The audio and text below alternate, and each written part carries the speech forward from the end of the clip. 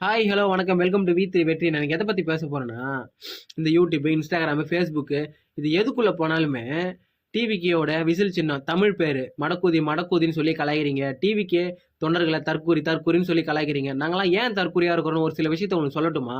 இந்த ஆட்சியில தண்ணி பில்லை ஏத்தியாச்சு, கரண்ட் பில்லை ஏத்தியாச்சு, வீட்டு வரி ஏத்தியாச்சு, மலையை திருடியாச்சு, மண்ணை திருடியாச்சு, இன்னொருத்தன் கிட்னியும் திருடியாச்சு. இன்னும் ஒரு சில விஷயம் சொல்றேன் கேளுங்களேன். கள்ளக்குறிச்சி ஸ்ரீமதி கேஸ் உங்களுக்கு ஞாபகம் இருக்குங்களா? லாக்அப் டெத் அஜித்குமார் கேஸ், கள்ளச்சாராயம் குடிச்சு ஒரு 50 பேர்கிட்ட செத்து போனல, அது உங்களுக்கு ஞாபகம் இருக்குங்களா? சென்னை அண்ணா யூனிவர்சிட்டி காலேஜ் சேர்ந்த ஒரு பொண்ணை டிஎம்கே நிர்வாகி ஒருத்தர் ரேப் பண்ணி போட்டானே, அது உங்களுக்கு ஞாபகம் இருக்குங்களா?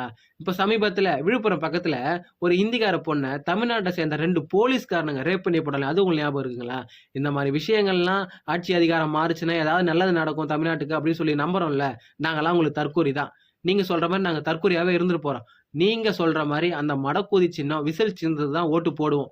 என்னால முடிஞ்சது ஒரு 10 பேரையாச்சும் விசில் சின்னத்துக்கு ஓட்டு போட வைக்க முடியுன்றத நான் நம்புறேன். ஓகேங்களா? Okay friends.